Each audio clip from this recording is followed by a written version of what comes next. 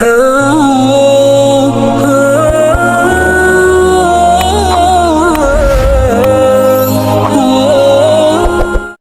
حسین رضی اللہ تعالیٰ عنہ نے جو قربانی کی داستان رقم کی، سبحان اللہ، نانا کے دین کے پرچم کو اپنا سر کٹا کر بلند کر دیا۔ امام حسین ایسی باکرامت شخصیت ہیں کہ آپ کی جو ولادت ہے نا، آپ کی جو برتھ ہے، وہ برتھ بھی کرامت ہے۔ آپ 6 مہینے میں آپ کا جو حمل تھا، ماں کے پیٹ میں آپ رہے، وہ 6 مہینے رہے، اور یاد رہے کہ پوری دنیا میں سیدنا یحییٰ علیہ السلام اور امام عالی مقام امام حسین کے علاوہ کوئی ایسا بچہ زندہ نہیں رہا جس کی مدت حمل 6 ماہ ہوئی ہو۔ یعنی آپ فرام دا ڈے 1 آپ کی ولادت ہی کرامت ہے۔ اور سبحان اللہ، آپ کے رخسار مبارک کا حال یہ تھا، آپ کے چہرے پر نور ایسا تھا کہ آپ کے دونوں رخسار سے ایسا نور نکلتا تھا کہ کمرے اور دیواریں روشن ہو جایا کرتے تھے۔ اور کیوں نہ ہو، کس کے نواسے ہیں، کن کے پھول ہیں، آقا کی نگاہوں کے تارے ہیں۔ اور پھر تو جبھی تو کہتے ہیں، مل کر پڑھ لیں، تیری نسل پاک میں ہے بچہ بچہ نور کا، تیری ہے بچہ بچہ نور کا، تو ہے عین نور تیرا سب گھرانہ نور۔ سبحان اللہ۔ اب یہ جو امام حسین رضی اللہ تعالیٰ عنہ جب کربلا کے لیے روانہ ہوئے نا، تو آپ سے مزید کرامتوں کا ظہور ہوا، اور علماء کہتے ہیں یہ جو کرامتیں تھیں نا، بیسیکلی یہ اتمام حجت کے لیے تھیں، مزید ان کو سمجھانے کے لیے تھی کہ دیکھو میں کون ہوں، میرے ساتھ کیسے معاملات ہو رہے ہیں، مجھ پر ظلم نہ کرو۔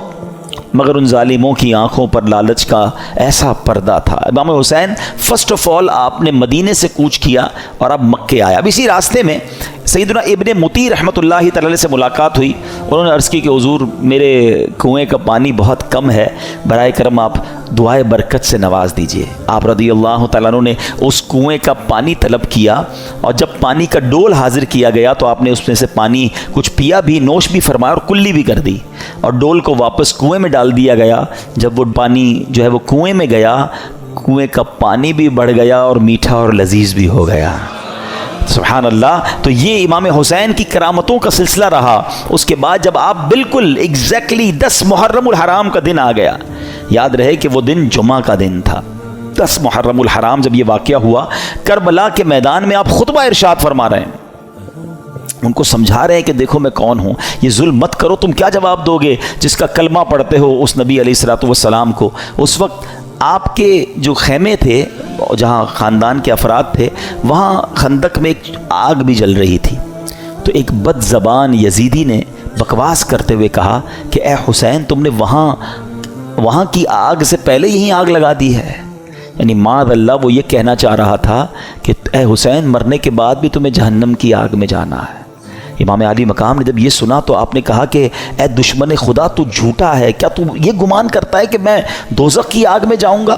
امام علی مقام کے قافلے کے جانثار نے کہا کہ آپ مجھے اجازت دیں تو میں ابھی اس کا سر قلم کر دوں۔ آپ نے اجازت نہیں دی۔ آپ نے فرمایا حملے کا آغاز ہماری طرف سے نہیں کرنا، ہو سکتا ہے یہ پرووک کر رہے ہوں، یہ اس لیے ہمیں کہہ رہے ہیں کہ ہماری طرف سے پہل ہو جائے، اور یہ کہیں ہم نے تو حملہ نہیں کیا تھا، امام حسین والوں نے پہلے حملہ کیا۔ حالانکہ اس قدر بڑی گستاخی کی تھی، آپ نے اپنے ساتھی کو روک دیا، مگر آپ نے اللہ کی بارگاہ میں دعا کی۔ دل بڑا دکھا ہوا تھا کہ ایسی بات اس نے کر دی۔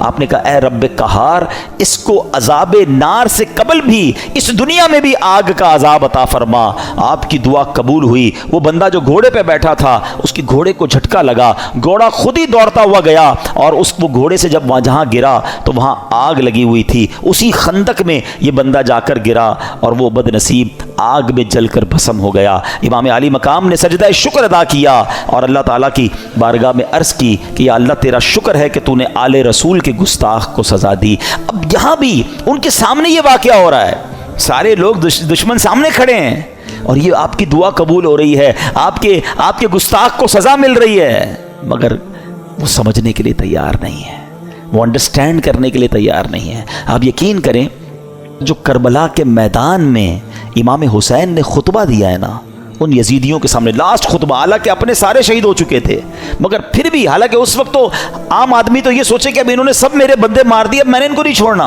اب آخری وقت بھی صلح کی بات کرتے رہے، انہیں سمجھانے کی بات کرتے رہے، انہیں یہ بتاتے رہے کہ میں کون ہوں، یاد کرو میرے آقا مجھے کیا کہا کرتے تھے، تم قیامت کے دن اس ظلم کا جواب کیسے دو گے. یعنی یہ بھی امت رسول سے پیار ہے کہ یہ اس عذاب میں نہ گرفتار ہو جائیں. اتمام حجت کی گئی مگر وہ یزیدی نہ مانے. اب ایک بات ذہن میں آتی ہے، اب یہ بڑا اہم کوسچن ہے کہ یزیدی جو بھی تھے تو کلمہ پڑھنے والے، اللہ کو مانتے تھے، اللہ کے نبی کو مانتے تھے، معلوم بھی تھا یہ اللہ کے نبی کے نواسے ہیں. وہ ریزن کیا تھا جو اتنے بڑے ظلم پر یہ ریڈی ہو گئے؟ یہ ریزن پکڑنا بہت ضروری ہے، اور یہ ہم سب کو آج سیکھ کر جانا ہے. یعنی کوئی بھی محفوظ نہیں ہے. میں آپ کو تھوڑا سا آج کل کے زمانے کا ایک دو انسیڈنٹ بتا دیتا ہوں تاکہ آپ کو اندازہ ہو جائے. ہم لوگ سمجھ رہے ہوتے ہیں یار یہ یزیدیوں نے اتنا بڑا کام کر دیا، ہم تو کبھی بھی کوئی ایسی غلط حرکت نہیں کر سکتے. کوئی اپنے آپ کو محفوظ نہ سمجھے. ہاں، بیسک جو ان کے ریزن تھا نا، وہ تھا لالچ، اور وہ لالچ تھی پیسے کی، اقتدار کی. جب یہ لالچ طاری ہوتی ہے نا انسان پہ، پہلے تھوڑا سا سمجھیے گا. آپ کو لگتا ہے یار مجھ پہ کچھ بھی ہو جائے میں ایسا ظلم تھوڑی کر سکتا ہوں، کتنا بھی پیسہ مجھے کوئی دے دے میں جان دے دوں گا، کبھی کسی کو قتل نہیں کروں گا، نواسہ رسول تو بہت دور کی بات ہے. یہ بولنا اور ہے، لیکن ایک وقت آتا ہے جب انسان کے دل پر شیطان کا قبضہ ہو جاتا ہے. آپ پڑھتے ہیں خبریں 5 سال کے بچے اور 4 سال کی بچی کے ساتھ جو واقعات ہو رہے ہیں، کیا کوئی خوشی سے کرتا ہے یہ کام؟ ذرا سوچئے، جب وہ یہ کام کر جاتا ہوگا اس کے بعد خود اس کو کتنی ندامت ہوتی ہوگی، یہ میں نے کیا کر دیا. پھر اسی وجہ سے بچنے کے لیے اس بچی کو قتل بھی کر دیا جاتا ہے. یعنی یہ واقعات ہم سنتے ہیں تو ہماری عقل حیران ہو جاتی ہے کہ یہ انسان تھا یا درندہ تھا. میں آپ سے یزیدیوں کی تو بات نہیں کر رہا، آپ کے وطن میں رہنے والوں کی بات کر رہا ہوں. اس کا مطلب کیا ہوا؟ ایٹ دیٹ ٹائم جب وہ یہ عمل کر رہا تھا اس کا دل شیطان کی مٹھی میں تھا، اس کو ہوس نے اندھا کر دیا تھا. تو یہ واقعات مجھے اور آپ کو یہ سوچنے پر مجبور کرتے ہیں کہ کوئی اپنے آپ کو محفوظ نہ سمجھے. یہ ایک لمٹ ہوتی ہے انسان کی. ایک حدیث پاک ہے نا، بڑی مشہور حدیث پاک ہے جس کا مضمون ہے کہ جب بندہ ایک گناہ کرتا ہے نا، میرے ینگسٹر ذرا غور سے سنیں، ایک گناہ کرتا ہے اس کے دل پر ایک بلیک ڈاٹ لگ جاتا ہے. گناہ کرتا رہتا ہے پھر دل پورا سیاہ ہو جاتا ہے. اب اس پر ہدایت کی کوئی بات اثر نہیں کرتی. یہ جو روز شراب پیتے ہیں جناب، پارٹی کرتے ہیں، حرام کام کرتے ہیں اور گندی چیزیں دیکھ رہے ہوتے ہیں، دوستوں میں بیٹھے گناہ کر رہے ہوتے ہیں، نمازیں قضا کر رہے ہوتے ہیں، اپنے آپ کے بارے میں یہ ضرور سوچ رہے ہوتے ہیں کہ میں اتنا بھیانک کام نہیں کروں گا، مگر ایک وقت آتا ہے کہ دل سیاہ ہو جاتا ہے. اب وہ دل ہے شیطان کے ہاتھ میں، وہ ایسے کام کروا سکتا ہے کہ آپ تصور بھی نہیں کر سکتے. یار بندہ ماں کو قتل کر دیتا ہے، ہم نے نہیں سنے واقعات، کیسے پاسبل ہے کہ اپنی ماں کو مار دے؟ لیکن ایک لمٹ ہوتی ہے. اس کے بعد انسان جب اوور لمٹ ہوتا ہے تو شیطان جو چاہے اس سے کروا لیتا ہے. تو اللہ سے توبہ کرتے رہا کرو. تو بہرحال میرے پیارے اسلامی بھائیوں، سوچو اس بات کے، یہ کیسے، اس ریزن کو پکڑیے. یزیدیوں کے ایسا کیا ہو گیا تھا کہ یہ اندھے ہو گئے تھے؟ آج بھی بندہ اندھا ہوتا ہے. ہاں، ظلم کرنے والے نہیں دیکھے آپ نے؟ بندوں کو ڈرل کرتے ہیں، ہاتھ پیر کاٹتے ہیں، قتل کر دیتے ہیں، پیسے چاہیے قتل کرنے کے لیے، تو وہ کیسے تیار ہو جاتے ہیں؟ ان کا دل سیاہ ہو گیا. اب ان سے کچھ بھی کروا لو. یہ شراب ہے نا، اس کو ام الخبائث کہا گیا، برائیوں کی ماں. یہ وہ چیز ہے کہ اس کا جو عادی ہو جائے، اب شراب کے علاوہ بھی عجیب نشے آ گئے، نشے میں گرفتار جو ہوا نا، اب اس کو ماں بہن کی بھی تمیز نہیں ہے، اس کو کسی کی بھی تمیز نہیں ہے. وہ کر جائے گا جو کوئی سوچ ہی نہیں سکتا، اور اس کے بعد وہ خود بھی شرمندہ ہوگا کہ یہ میں نے کیا کیا، نشے میں تھا. تو یہ وہی بات ہے کہ بندہ جب برائی کی طرف جاتا ہے تو ایک کے بعد دوسری، دوسری کے بعد تیسری، تیسری کے بعد چوتھی. یہ غور کیجیے، یہ بات ہمیں یہ سمجھنی ہوگی کہ ہمیں اپنے آپ کو گناہوں سے بچانا ہے، ورنہ یزیدی راستے پر چلنے میں دیر نہیں لگتی. ڈرتے رہنا ہے ہمیں. یہ واقعہ سننا اپنی جگہ ہے، مگر یہ جو ظلم کیا گیا نا، ریزن کیا تھا؟ پیسے تھے، لالچ تھی، اقتدار تھا. اس سے سمجھ ہی آئی بات کہ لالچ، ہوس، اور جب بندہ شیطان کا پیروکار بن جاتا ہے پھر اس سے کچھ بھی متوقع ہے. آپ کبھی یہ نہ سوچیں کہ میں یہ گناہ نہیں کر سکتا. یہ سمجھ لیں اپنے لیے زوال کا آپ نے شروع کر دیا. جو اپنے آپ کو محفوظ سمجھتا ہے نا کہ یار بس میں نہیں، میں بڑا پکا ہوں، کوئی پکا نہیں ہے بھائی. جب اللہ کے نبی دعا کر رہے ہیں تو میں اور آپ کون ہیں؟ ہمارے صحابہ لرزتے تھے، روتے تھے، اللہ سے دعا کرتے تھے ایمان کی حفاظت کے لیے.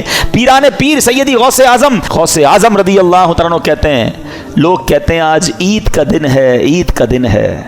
عبد القادر کے لیے عید کا دن وہ ہوگا جب وہ اپنا ایمان سلامت لے کر قبر میں جائے گا. غوث پاک ہیں، ولیوں کے سردار، کہتے ہیں ایمان بچا کر قبر میں جانا یہ بہت مشکل ہے، آج کے دور میں تو اور مشکل ہے. سیدی اعلیٰ حضرت نے 100 سال پہلے ایک بات کر دی تھی کہ سونا جنگل، رات اندھیری، چھائی بدلی کالی ہے، سونے والو جاگتے رہیو، چوروں کی رکھوالی ہے. ادھر چور گھوم رہے ہیں ایمان کے، کہتے ہیں آنکھ سے کاجل صاف چرا لیں، یا وہ چور بلا کے ہیں، تیری گٹھڑی تاکی ہے اور تو نے نیند نکالی ہے. تم سو رہے ہو، مزے کر رہے ہو، فکر ہی نہیں ایمان کی. ایمان کی فکر کرو، اعمال کی فکر کرو. اچھی صحبت بہت ضروری ہے. آج بھی یزیدی ٹولہ موجود ہے جو لوگوں کے ایمان چھیننے کے لیے اور برائیوں کی طرف مسلمانوں کو لگانے کے لیے تیار ہے. ہمیں ڈھونڈنا ہے آج کے دور میں بھی حسینی لوگوں کو کہ وہ کون ہے جو سچے پنجتن کے غلام ہیں اور ہمیں حسینی طریقے پر چلاتے ہیں اور پکڑ پکڑ کر ہمیں گناہوں سے بچاتے ہیں.